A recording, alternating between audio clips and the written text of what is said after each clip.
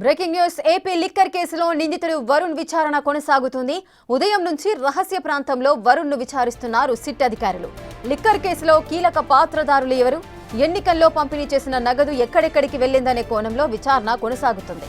మీ big boss ఎవరు అంటూ SIT అధికారులు ప్రశ్నలు వేస్తున్నారు. ఎన్నికల్లో పంపిణీ చేసిన నగదు ఎక్కడెక్కడికి వెళ్లిందనే కోణంలో విచారిస్తున్నారు అధికారులు. దాదాపుగా 30కి పైగా ప్రశ్నలు వేసిన సిట్ అధికారులు ఈ కేసులో మరిన్ని లోతైన విషయాలు తెలుసుకునే ప్రయత్నం చేస్తున్నారు.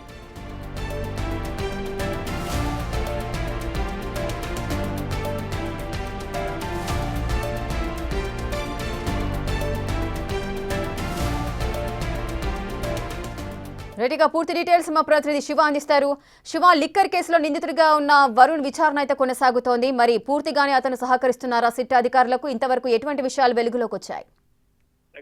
చూసుకుంటే ఈ రోజు ఉదయం కూడా సిట్ అధికారులు ఒక రహస్య ప్రాంతంలో వరుణ్ పురుషోత్తం విచారిస్తున్నారు. లిక్కర్ కేసుకు సంబంధించి ఎవరెవరు పాత్రదారులు, ఎవరు సూత్రధారులు, అలాగే ఈ రోజు హైదరాబాద్ లో జరిగిన నగదు ఎక్కడి నుంచి అక్కడికి చేరవేశారు, ఆ నగదు అక్కడికి చేర్చింది ఎవరు, అలాగే దాదాపుగా ఎన్నికలు ముగిసి 13 నెలలు గడుస్తున్నా 13 నెలల కాలంగా అక్కడ నగదుని ఎవరి నేతృత్వంలో నిల్వ చేశారు, అలాగే ఎంపీ మిథున్ రెడ్డిని అప్పటి ఎంపీ విజయసాయి రెడ్డి ఎన్నిసార్లు కలిశారు, ఎక్కడెక్కడ కలిశారు, కలిసిన సమయంలో ఏ అంశాలకు సంబంధించి సంప్రదింపులు కొనసాగించడం జరిగింది.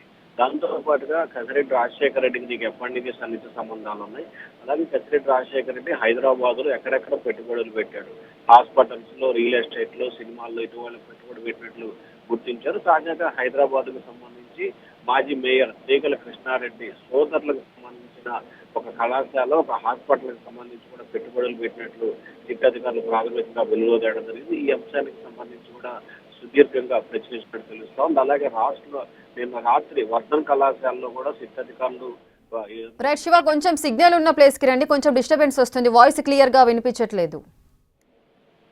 అదే మొత్తం మీద చూసుకుంటే కనుక ఏదైతే బ్రదర్స్ కు సంబంధించి జరిగిన వ్యవహారానికి సంబంధించి పూర్తి స్థాయిలో విచారణ చేపట్టాలని చెప్పి అధికారులు కూపీలాగే ప్రయత్నం చేశారు. మొత్తం మీద చూసుకుంటే కనుక హైదరాబాద్ లో తీగల కృష్ణారెడ్డి సోదరుల వ్యవహారానికి సంబంధించి ఎక్కువగా విచారణ కొనసాగినట్టు తెలుస్తా ఉంది. అలాగే కసిరెడ్డి రాజశేఖర రెడ్డికి సంబంధించి ఎప్పటి నుంచి పరిచయం, ఎంత నిధులను సమీకరించారు, ఎక్కడెక్కడ ఇన్వెస్ట్ చేశారు అనే అంశానికి సంబంధించి దాదాపుగా 30 పైగా ప్రశ్నలను కూడా సిట్ అధికారులు ప్రశ్నించినట్టు తెలుస్తా ఉంది. రేపు ఉదయం 10 గంటల తర్వాత అతన్ని విజయవాడ ప్రభుత్వ వైద్యాలయంలో వైద్య పరీక్షలు నిర్వహించి మధ్యాహ్నం తర్వాత కోర్టులో హాజరుపరిచే అవకాశం కనిపిస్తా ఉంది. రేఖ.